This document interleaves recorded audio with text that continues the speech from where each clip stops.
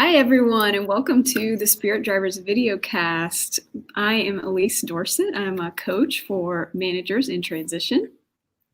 And I'm Greg Gerdeau. I'm a business advisor for companies of all sizes looking to grow and looking for their next steps.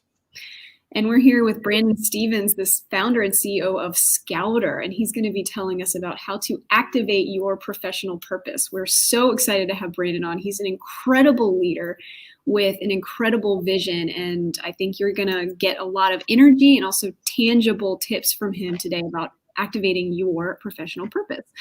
So just a little bit about Spirit Drivers. It's a 4-month mastermind for leaders who are in transition and dedicated, committed to living their vision in the midst of fear and uncertainty, in the midst of this chaos that we're living in now. And on this video cast, we bring you spirit-driven and vision-led leaders who are also helping others do the same, to live their lives with purpose and meaning and do meaningful work in the world. And so without further ado, Brandon, I would like to introduce you. So Brandon, as I mentioned, is the founder and CEO of Scouter, which is the next generation of job search and hiring platforms. He has a long history as an entrepreneur in the recruiting, finance, and mortgage industries. His mission is to bring a new generation system to the early stage worker to help them be seen and expand the opportunities in front of them. The recruiting industry hasn't been able to keep up with tech advances, but Scouter is changing that. So welcome, Brandon. Thank you for being here. Thank you very much, Elise and Greg. Thanks for having me. Really, really happy to be on this call. Yeah. We're thrilled to have you, Brandon, and we're thrilled to know more about Scouter. So if you all will get to the end of this video cast and realize that Brandon is really cool, but Scouter is way cool. Thank you, Greg. Yeah, look, for all intents and purposes, we invented a new way for companies to see talent and for talent to see companies. I mean, eliminating the need for especially the college graduate or early demographic worker to have to apply to dozens of roles. We've eliminated that and created a brand new methodology and new technology to display skills, to show skills correlations and transferability, to really accelerate and give more exposure to that job seeker. It's something that simply static resumes cannot do. And so Scouter is a dynamic profile system, unlike LinkedIn and Indeed or any resume or self-input profile system. You come in independently, you create a profile that's dynamic. And what I mean by that is our algorithms and our technology are constantly measuring you to incoming roles, existing, pre-existing, so those employers can see dynamically how you score to each team manager and position. It is a completely new way to be seen as a job seeker, and as well as introduce your job to the network, if you will, the worker network as a company, whether it's an entry-level job or an associate to mid-level or even a senior level. But we primarily want to really dig in and help these college graduates from all across the country accelerate how they're seen and give them more exposure. So it's predictive analytics, people analytics, and it goes far outside of what you would normally see in a resume-based system. And we're quite proud of it. So thank you. Yeah. So Brandon, tell us the story. How did you find your purpose and activate it in your own career? So I noticed I'd always been fascinated with recruiting. Back earlier in my career, and I'm 46 now, so back earlier in my career, I was in the mortgage banking brokering world. We didn't get into that ugly side of it. We were the A-paper clean guys and worked with a lot of financial planners and CPAs. And a couple of things that I realized is strategic alliances and getting into the psychology of that, of relationships, right? But really getting to know more about your partnerships. And we kind of took that into building our loan origination teams too. We never used resumes, right? We knew what they were doing. We wanted to find out more about the individual. And so we did a lot of performance review data, reference data. We were using it, you're talking 15 years ago, 16, 18 years ago. We were using that stuff way back then before data was even popular. Nobody really knew, data. You hear the word data 20 years ago, you're like, okay, what does that mean? But we were getting bits and pieces of how people were. We could take that data and start to predict their performance. And so fast forwarding through to my career, I had a chance to go to Robert Half technology back in 14 or 15, I believe, and very, very happy those guys decided to bring me in. I've had friends there that I thought were, and I still know some of these guys, and they're very good recruiters, but got an opportunity to go there, and I realized in one of the first training classes that what was missing was deep engagement. And what I mean by that is there was no real clear, definitive way to get intelligence on team and manager and drive that down through position. So a lot of that data was missing. And the idea struck me there that what if we could create a system that would allow us to collect, aggregate, and present that data. And that's where the idea came. And it really came around 2015 in a training class in Atlanta, Georgia for Robert Half. Shout out to them for giving me a chance, because that led me to this. And so that's where the idea came about, was just realizing there was so much data missing. It was so difficult with the data we had, right? A job description and a position, a job description and a resume. It's so incredibly difficult to get anything predictive out of that other than just hard skills. And you still can sort of start to get the trajectory of an individual after years of work that they are pretty good at what they do. But the earlier generation of worker, that college graduate, high school graduate, whether it's trades or knowledge work or supporting of the two, it's almost impossible. And so got the idea there, and we set out on ways to start to figure out how to get that data, how to structure that data, how to present and match that data in a predictive way. And along the ways, we figured out a ton about machine learning and natural language processing. We figured out a ton about how to collect it, how to structure it, and that's part of that's part of knowing. That's sort of the mission I had in that very moment. That's where it started. And so I don't want to get too far ahead of the call here, Elise, so I'll turn it back over to you. Sure. Yeah. It's amazing. You had this idea and you grabbed on, you saw an opportunity, you had an idea and you grabbed onto it, and it drove you forward into creating Scouter, into creating something totally new that's disrupting this industry. And I want to know, what's your first tip? So what we're going to do is Brandon's going to share his first two tips, and then he's going to give a gift to our audience here. And this is a really amazing gift, so I would definitely stay tuned to get the gift. And then he's going to share the third tip for activating your professional purpose. So what would you say to somebody, whether it's an entrepreneur, Brandon, or someone who is working in a company? What's the first step to really feeling that energy that you've been able to capture to drive forward with such tenacity in your career? That's a good question. I always come down to the basics of first principle strategy, right? And it's really, and to answer that question specific to an entrepreneur, or even an early or late stage worker, is to know yourself. And it's not just self-awareness. Self-awareness is sort of understanding your mannerisms and your emotions and that setting, but it's more about knowing yourself internally and what drives you and what is going to keep you engaged. And look, for some people, it's just having a to-do list every day, and it gives them a sense of purpose. For some people, it's solving complex problems. For lots of people, it's building something, or all of the, it just depends on the individual. I think one of the problems that we have in our society, I don't want to go down this path, but it's just people being confused or they're lacking the sense of impact and fulfillment.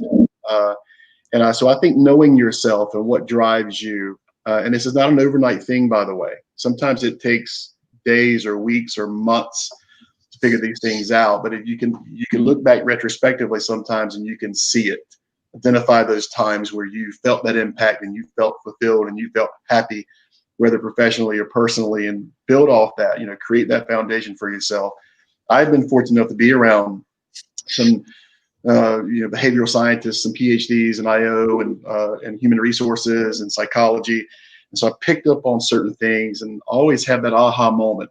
So one of the things I'd offer your audience is, hey, I'm happy to give you a free soft skill assessment, something where you can understand empathy, resilience, focus, social awareness, self-awareness, optimism. Those are the 6 core components, and they can be called a bunch of different things, but we have a couple of different soft skill assessments for, say, the job seeker versus, say, a manager. And I'm happy to give you one of those if you'd like, or I'm just happy to schedule a call, 30-minute, 1-hour call, just to sort of, hey, here's what we know, here's some of the data we have. Maybe I can help you along your way and make it more customizable.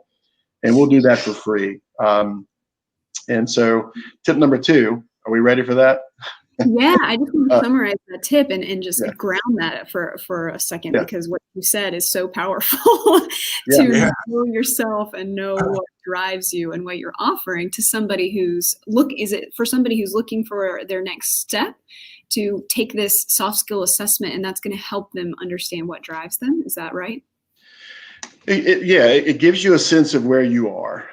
And there's a resource package that we have that gives you tips on, say, for example, empathy, low empathy versus, how to, because there's strengths and weaknesses of lower empathy and higher empathy, but how to have more balanced empathy. Can you have too much empathy? Well, that's debatable. But focus, for example, is one that really affects a lot of people. And to understand how to control more of your environment and the way you process your environment and your work. So yeah, I mean, those things allow you to get more micro into yourself. But they also give you some inputs and some insights on how to make that practical in your everyday life. And look, this is not just for work. This is for your personal life too. And again, I'm not a behavioral scientist, but I am surrounded by them.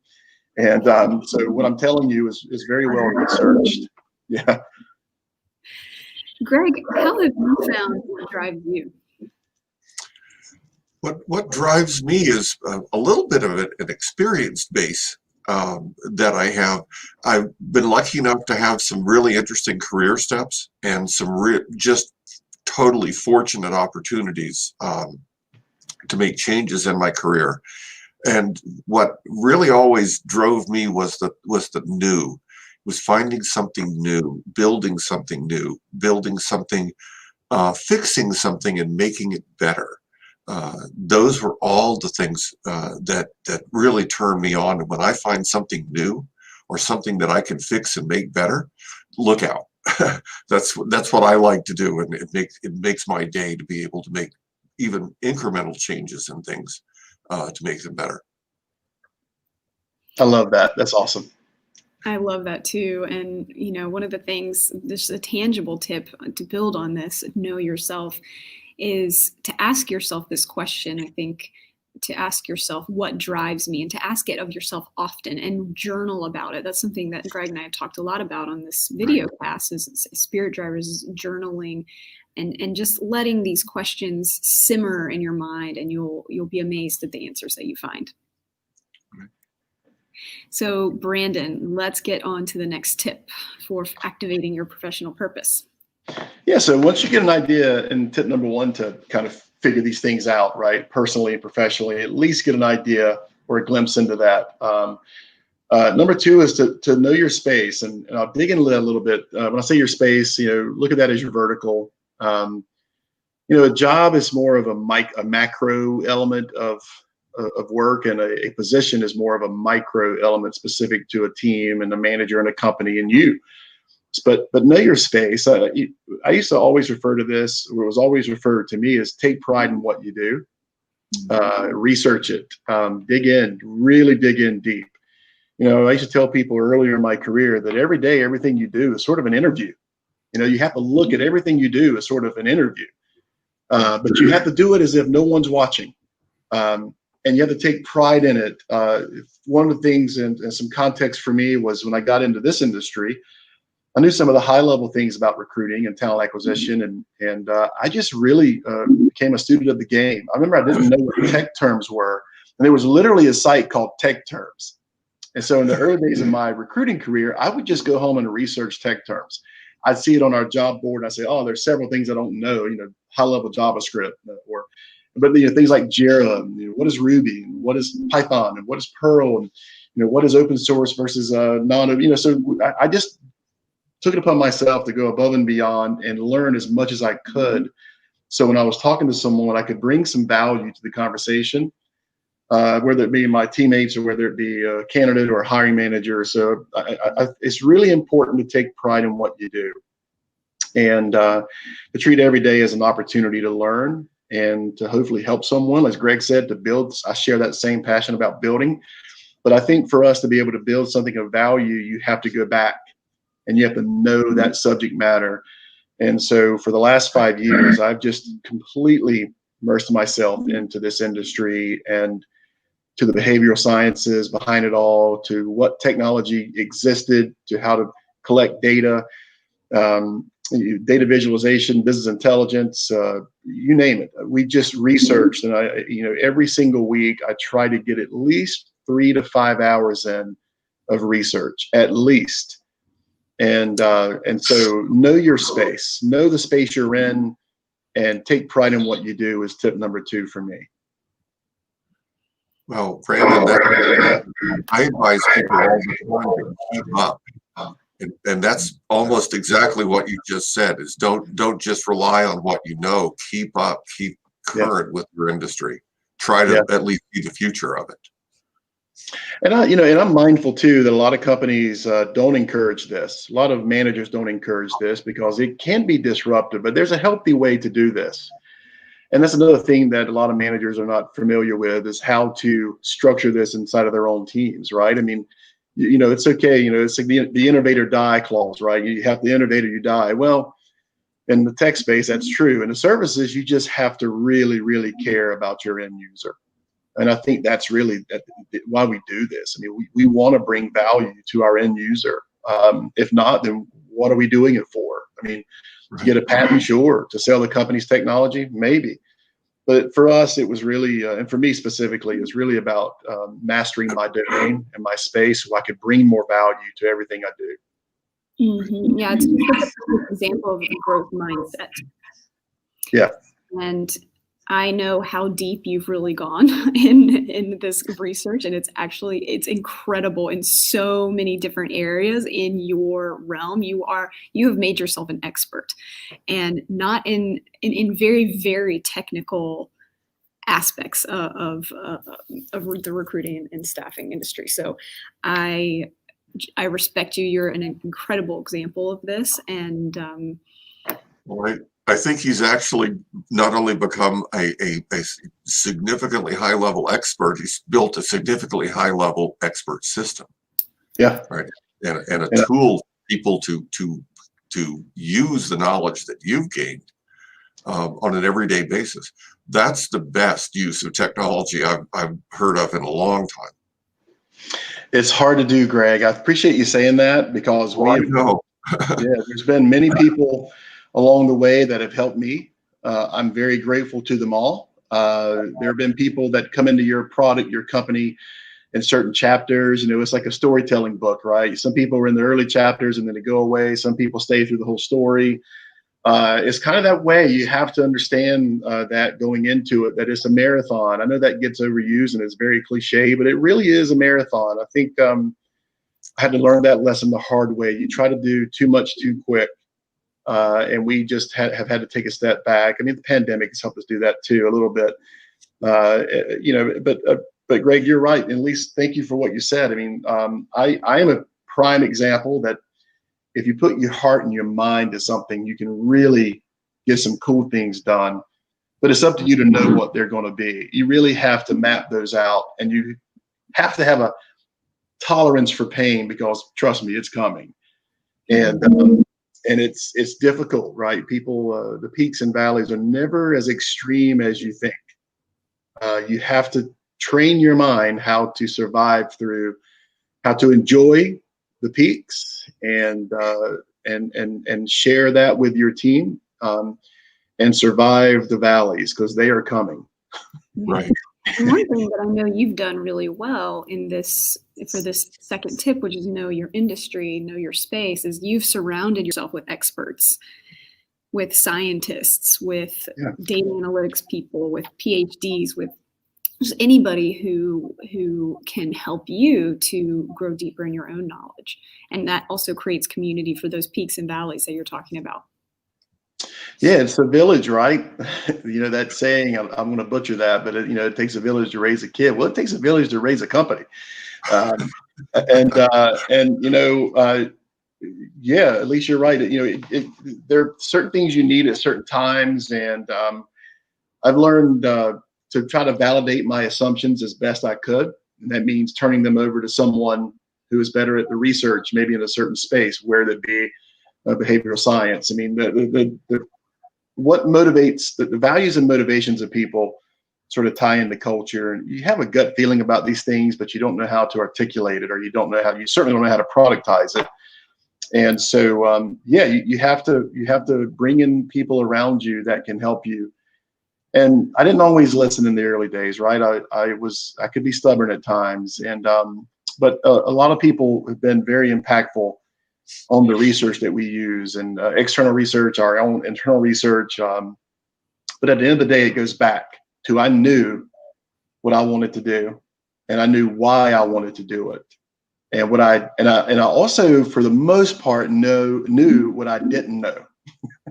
It's the unknown unknowns that get you downstream. But I knew what I didn't know, and so we were very mindful to bring in technologists early on to help us with structure, and to bring in scientists early on to help us with that research and how to collect this data. You know, what can we use? I mean, I remember in our team culture section, it started out with, oh gosh, 50 or 60 different sections. And I was like, the user will never use that. So how can we cleanse this down to something manageable where the novice user will understand it, but also make it impactful? It's little things like that that take weeks or months to figure out.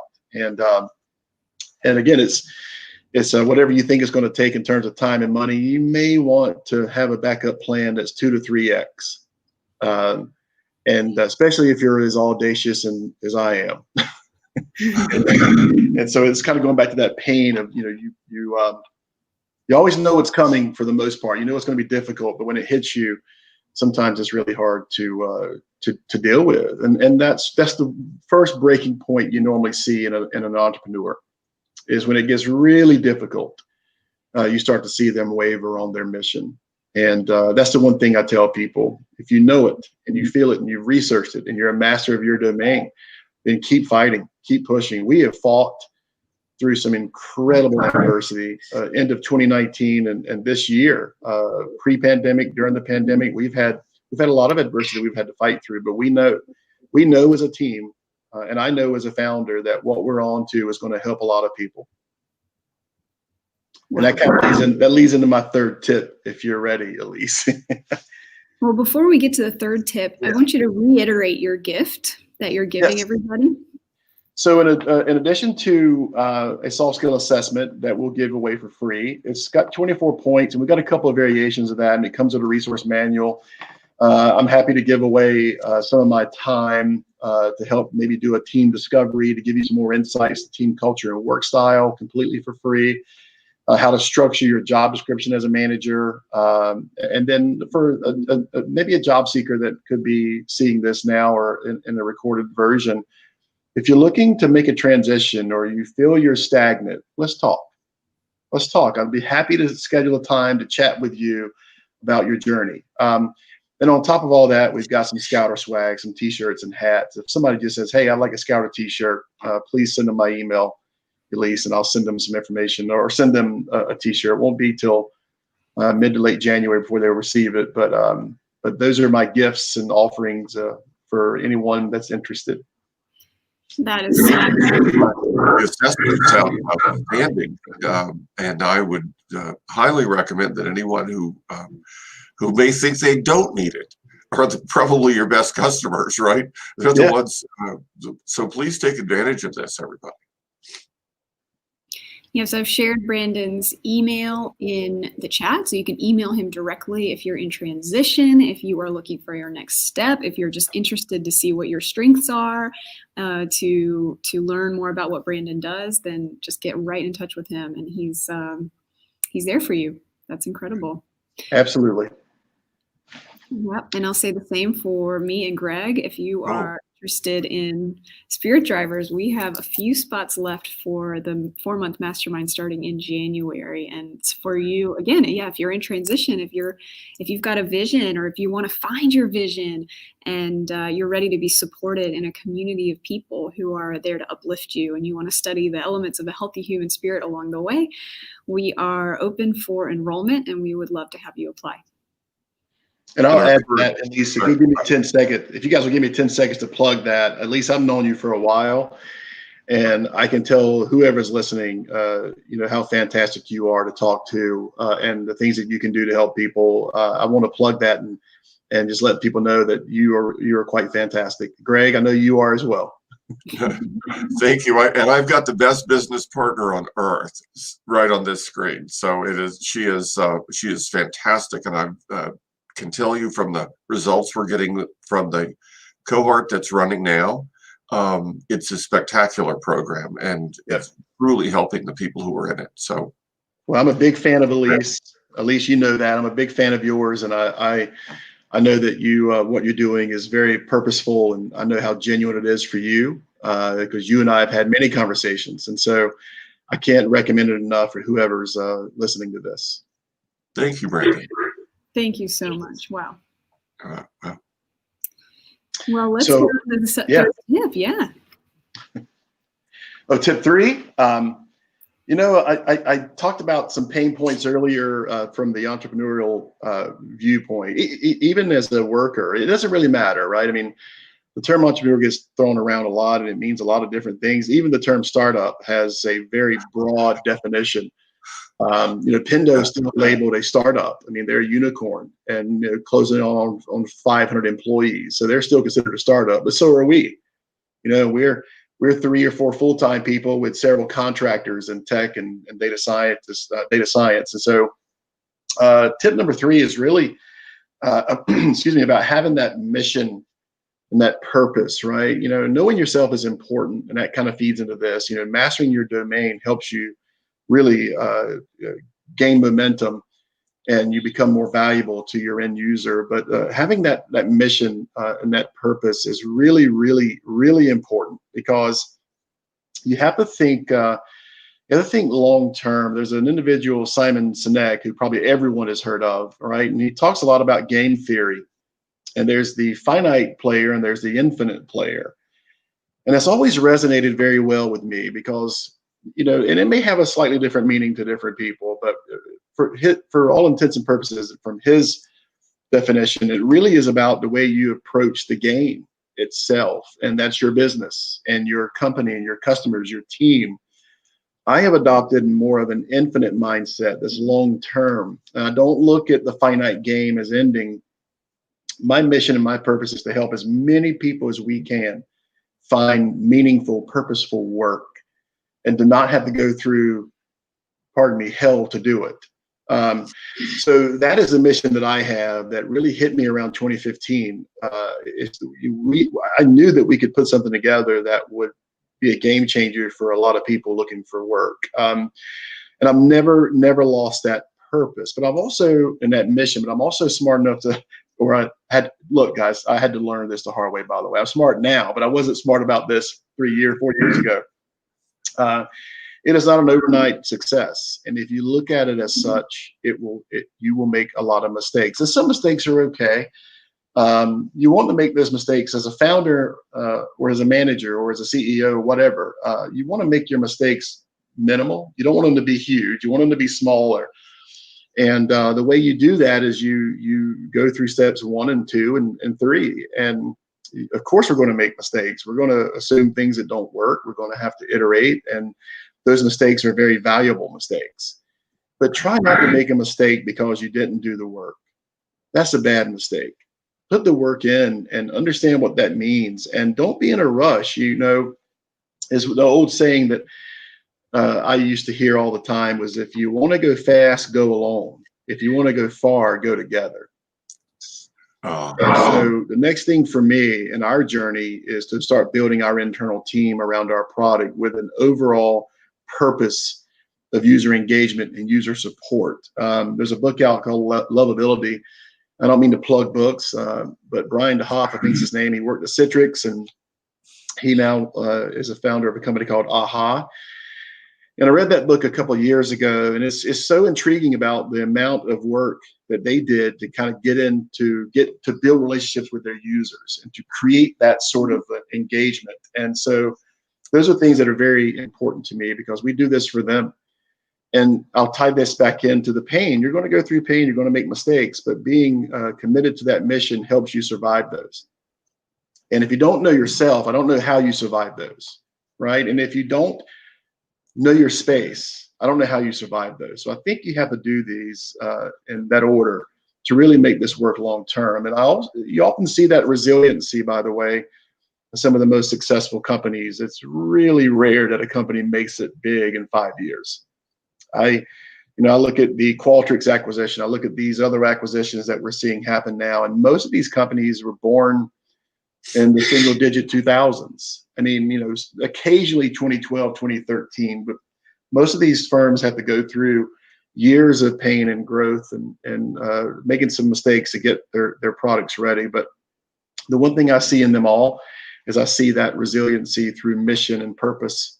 And that's a really cool thing to me as a guy that, was in the services industry for my entire career up until 2016, 2017, when we started this company, to make that transition and try to automate yourself and then make the focal point now your end user is quite challenging to do. And I hope that people realize, answer those 3 questions before you go to the Secretary of State and file your incorporation papers. But if you're sitting in a chair at Pendo, take that same approach and master your domain and work hard and be fair and kind to the people around you. And I think I think those people typically are the ones that have enormous success, however they may define success. I love that, Brandon. So this tip is all about being connected to your mission and purpose. And how is it that you stay connected to your mission of helping as many people as possible find meaningful work? Do you have it written on a sticky note on your computer? Is it something that you remember? How do you stay connected to it, especially in the harder moments or when you're getting like really in the weeds with the data or the research that you're doing? It's built inside of our product. It's everywhere. It literally has a fingerprint on everything we do. And we were on a sprint call this morning, and we were having to make a decision about how, in our new user interface, how our user will, the psychology behind how they will navigate through that page, what they will think or maybe assume correctly or incorrectly. And it's got its fingerprints everywhere, guys. It's in that conversation, just in a daily sprint about how that user will be impacted, right? And the user, not only the candidate, but also how that manager or HR person may interpret that data. So it's in everything we do, in design and engineering, our content. Every call that we have is about our users and what they'll experience. And so it's really not in one place. It goes back to that mission. It is everywhere in what we do. We had a conversation with a data scientist out of NC State earlier in the summer, and we had an issue of how to get away from binary and Boolean skills matching. And we knew there was a way to do it. We just couldn't figure it out. But the entire foundation for that conversation was that this has got to be done for these people. It has to be done. We know there's a way to do it. We got to figure out how to structure it. So everything that we do, from my point of view down to every conversation, it is instilled into our company. And we're trying to start, we're going to build a team in 2021 that is reflective of that. So I know that's sort of a weird thing to say because it's not a direct, tangible answer. But the short answer is yes, it's in everything that we talk about. It's in our materials internally, in our operational deck. It's in our website. It's in our training documents for hiring a new salesperson. It's in our sales deck itself. It's even been in our pitch decks about how massive the problem is and how focused we are on bringing a solution to it. And so it's everything. It literally is everything to us. And that's the brand, and that's the identity, and that's the purpose and mission. And so we don't, we keep it in sales. We keep it in every administration and product development and research. It's just an underlying given. It's an underlying foundation that is our purpose. And it makes it hard because it makes you slow down. It makes you slow down and think twice about your user. And that is a good thing. It may delay revenue in some cases, but that is a good thing. Some people have a different viewpoint. Let's get an MVP out and let's get it in the hands of people. And that works very well in a lot of situations. But when you're talking about a platform that could have adverse impact if you make huge mistakes, it's not acceptable to me. And so we take this very seriously. But that end user, that hiring manager in that company, in that candidate, whether they're coming out of NC State or Peace, they mean everything to us. And this was this whole business and this entire product was designed, research developed, and built, and will continue to be built to serve them. Wow. Yeah, it sounds like it's really the foundation of the house.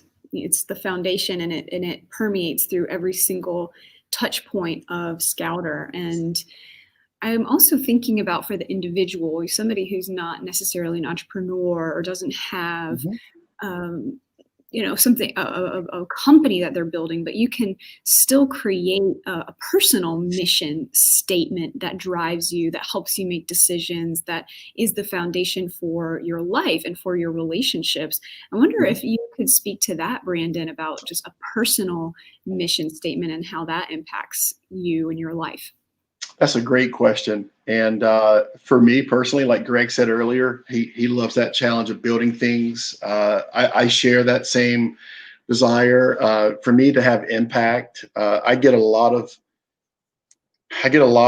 satisfaction out of seeing someone else benefit from something that maybe I've helped them do. I get a lot of satisfaction out of the success of what we do in our own service days. The sense of accomplishment that I used to personally get from every placement was enormous. I actually miss it very much. And that was where the passion came from. We built that passion inside of our product. But I think for someone, whether you're in the trades, you're in you're in the product or service that you're completing is going to serve some purpose downstream. And why not make it as best you can? Maybe it helps someone achieve another task for them, makes their day a little easier. Sometimes it's more about leaving a legacy for your own family. I mean, I can't.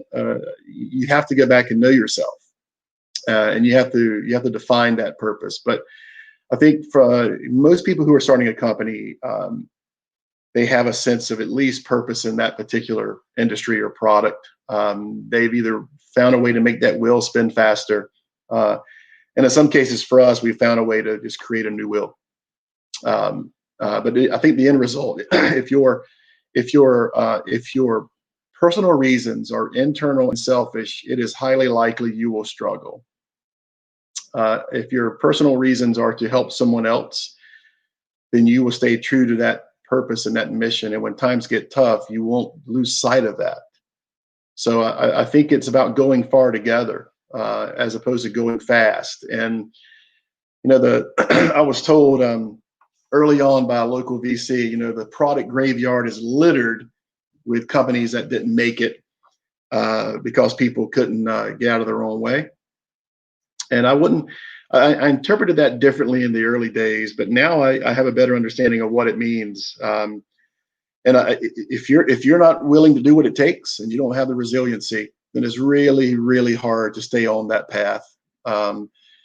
So at least for someone that's really coming into their own, or maybe they're 50 looking to transition to a new company and build something, I really think that resiliency and purpose are going to be the first and foremost things you do. I'm trying to figure out a way to articulate it for the masses, and it's hard to do. I think it's just defining what that means for yourself, and for me, our guys, Tristan especially, and Michael, they know every day I talk about this, right? Here's who I am, and here's who we are, and we're going to stay true to this. But I also remember earlier in my career, I had some fairly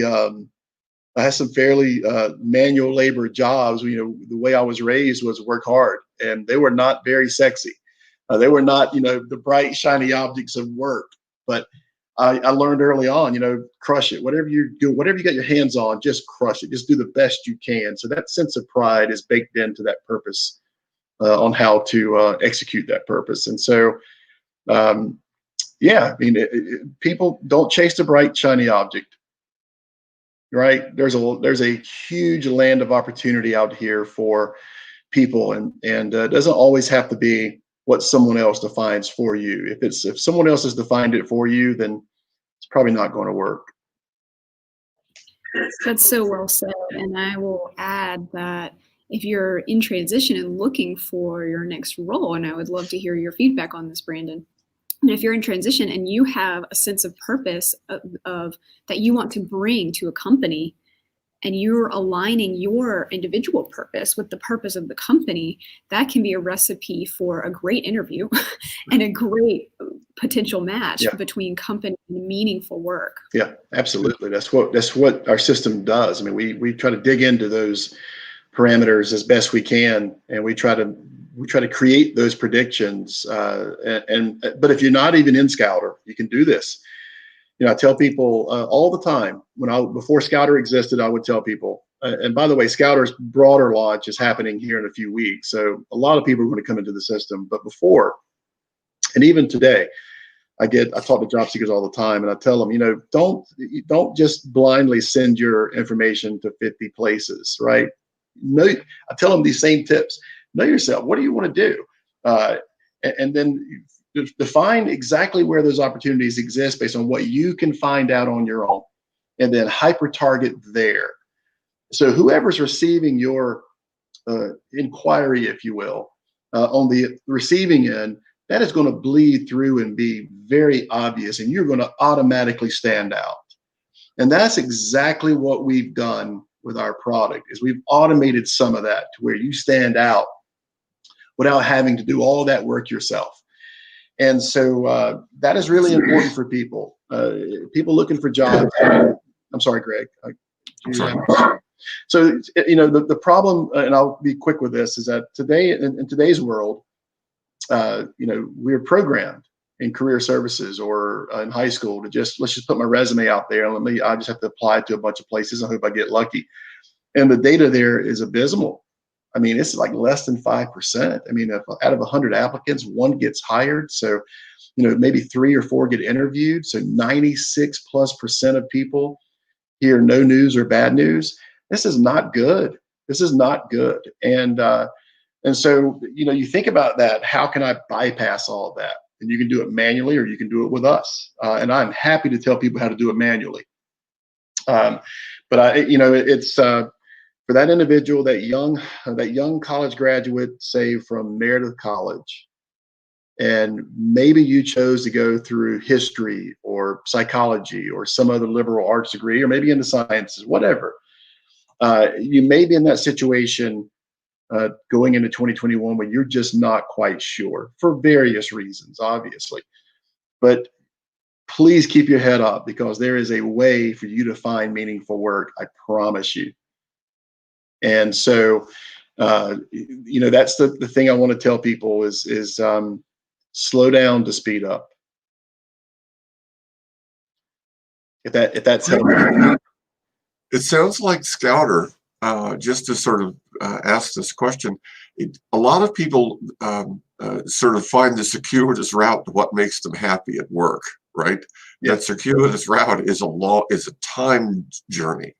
It sounds like Scouter can, while not necessarily speeding it up, it can make it shorter and for people to find more fulfilling work. Absolutely. Quicker.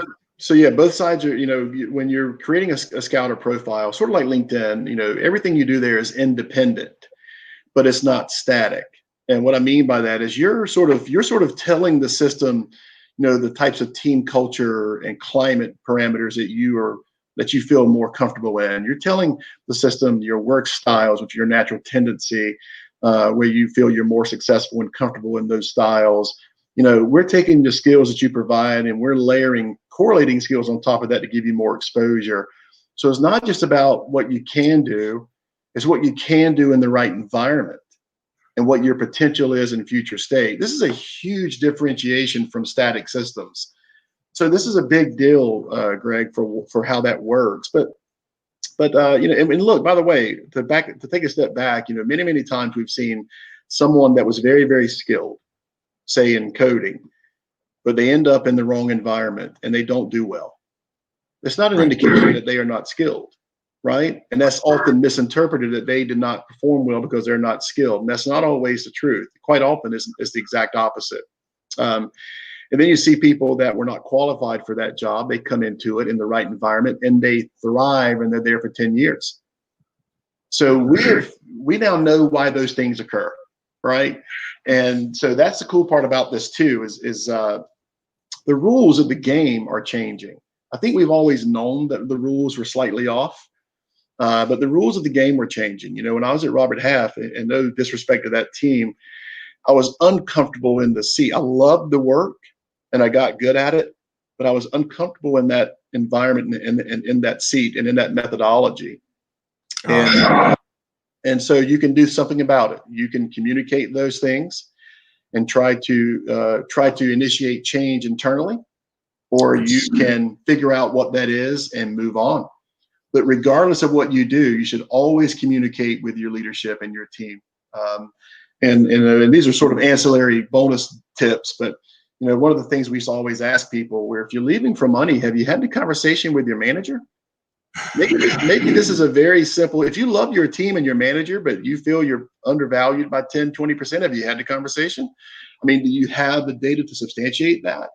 I mean, don't make it emotional, right? I mean, and so sometimes you just need to take a step back and look at things with a little different perspective, that social and self-awareness, that, you know, that being more optimistic about your situation, maybe things that are short-term, you're letting have long-term implications. Be very careful with this stuff. And communication is just critically important with your leadership. If that doesn't work, then you know. And we tell managers all the time, please listen to your team. And that's another ancillary tip. I've had to figure out the hard way that those people don't work for me on our team. I work for them. Right. That's another thing that founders and managers and directors and leaders have to find out, usually the hard way. Oh, I would agree with that.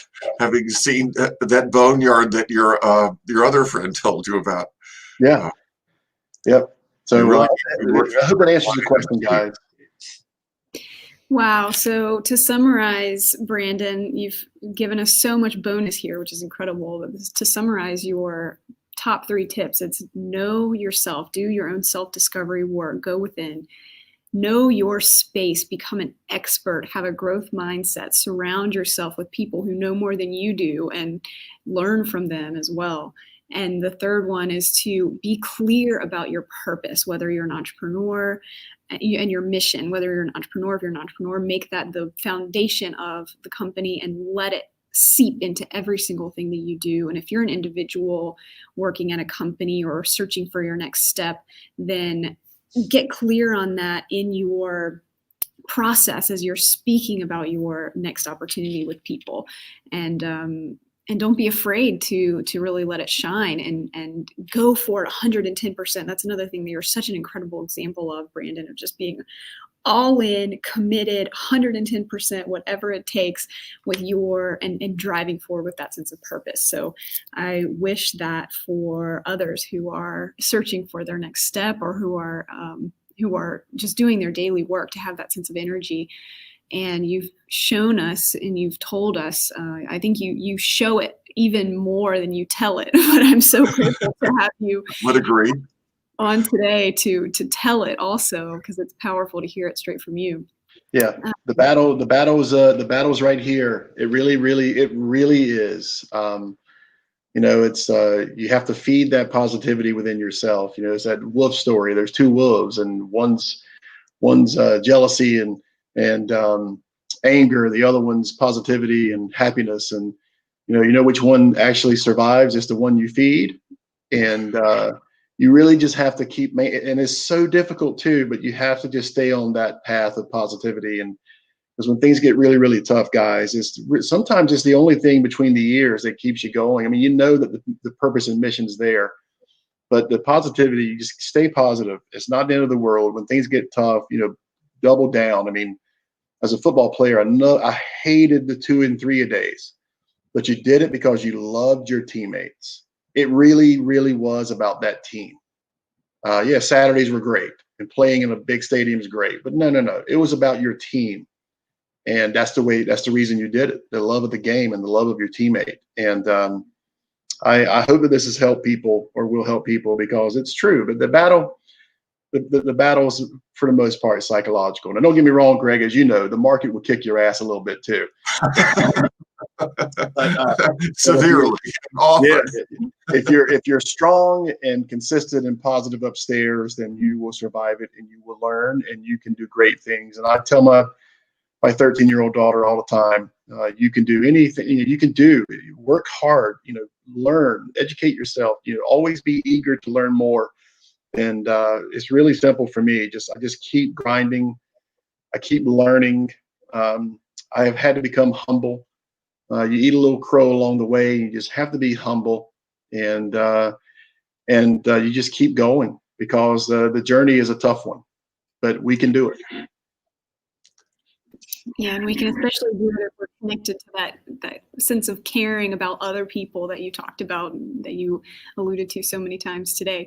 And I would just recommend once again that everybody take advantage of Brandon's offer. He's Brandon@scouter.team. Email him.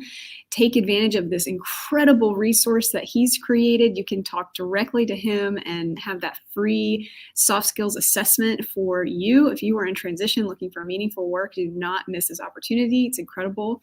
And same for Greg and me. We're always here. And we would also love to have you apply for Spirit Drivers if you're looking for community during this time of fear and uncertainty. So with that, I would like to wrap this up. And thank you so much for being here once again, Brandon, for sharing your knowledge, and just also for the leader you are in the world, for creating Scouter, for being as committed as you have been, for being as tenacious, and for being as caring and as loving for your users as you have been, and committed to this vision of creating meaningful work for more people.